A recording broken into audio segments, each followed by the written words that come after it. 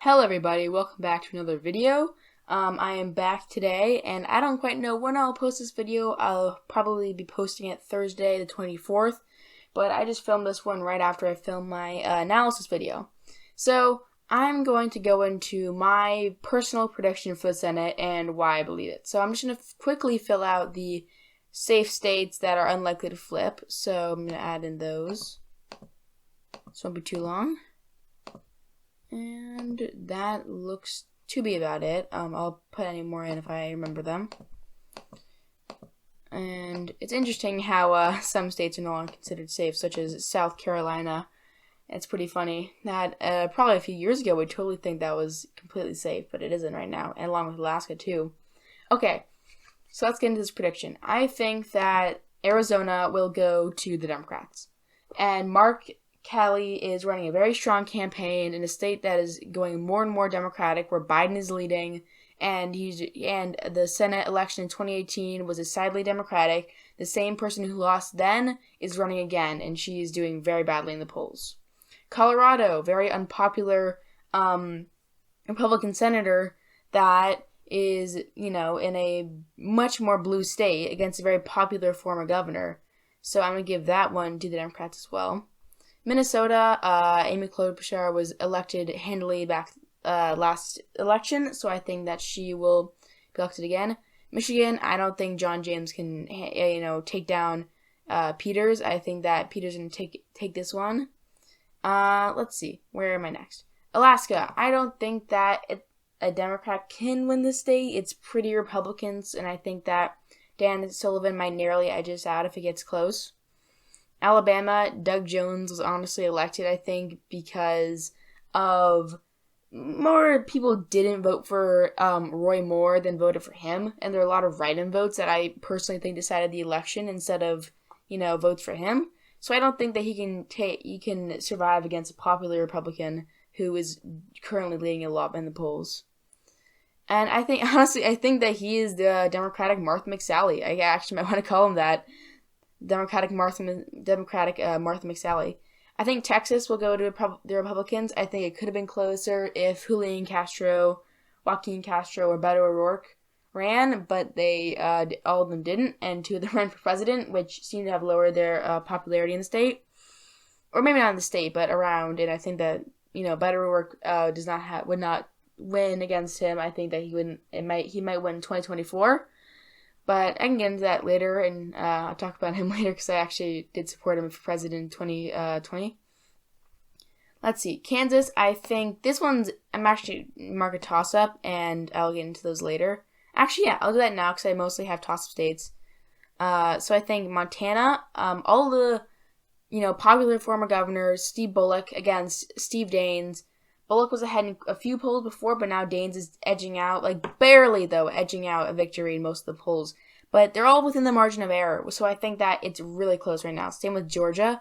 There are some that are decidedly Purdue, for David Perdue, but a lot of them are in the margin of error, and Jon Ossoff has won several of them, so you should not count him out yet.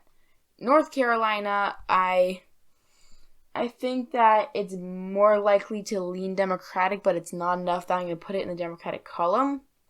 Same with Iowa and Maine. I'm going to put, I think South Carolina and Kentucky are going to go to the Republicans. So I'll explain those. I will be doing, again, a series on which, individual states. So I think that I'll just summarize it a bit. I think Amy McGrath can win in Kentucky. They elected Andy Beshear, I don't know if I pronounced his name right, in 2018. And I think against an unpopular governor. So I think that she can win. And a lot of the key members are going into, are now on her campaign that elected the Democratic governor in 2018. But 530 rates it a likely Republican state. And a lot of polls there too also show it decidedly Republican. So I think it could happen, but so close to the election, I don't think that she can edge it out. She hasn't won a single poll, I think, or not very many at least, and not nearly as much as Jon Ossoff and or Steve Bullock, or any of those states, and or like Barbara Bollier has not won one. Actually, I'll get into Kansas in 1 second. I'll talk about Iowa and Maine first. Iowa, Maine, So in North Carolina, I'll talk about that. I'll show you who I think will win, my final predictions. But the Democrats are doing very well in the polls. I think they could handle that. Hold on to that lead and hit it. Use it in the election and win. In Kansas, I'm going to say that I think that it could go to the Republicans or could go to the Democrats, really. I'm actually going to do that. My first call will be Republicans will take Kansas. So I'll just quickly head back to Kentucky real quick. I think that Amy McGrath is too close to election to pull out a lead. And same with Jaime Harrison. I think that's, or such a Republican state, I doubt he could win. Okay, so here's my final prediction. I think that, in the Georgia special election, I'm not going to talk about that very much. But I think that Kelly Loeffler is going to win, or either Doug, or I think it's Doug Collins is her Republican opponent. I think he's going to win. So I'm going to rate that Republican. And I'm going to rate Iowa, Democratic. Teresa Greenfield is leading in ton polls. Same with Sarah Gideon in Maine. North Carolina, same with Cal Cunningham. Two really toss-up states here. I think my hope is that the Democrats win in these states, and I think that Steve Bullock is going to win in Montana, but I don't know about Georgia. I think my side who I hope will win is Jon Ossoff, but I don't know if he can. So right now, I'll leave that as a honestly toss-up. I think I'm going to go with how I really hope it's going to go and go Democratic. So that leaves 53 seats. The Democrats would giving them a majority and making Chuck Schumer the newest majority leader. And 47 for the Republicans, which makes Mitch McConnell the newest minority leader.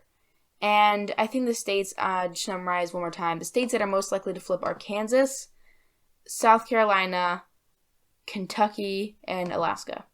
Most likely to flip to the Democrats.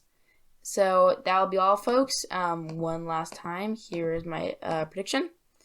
And also one more state that could flip is a special election. Right there. So there we go. Thank you all for watching.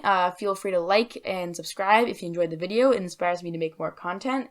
Leave a comment down below telling me what you enjoyed. And that'll be all. And I'll see you for the next video.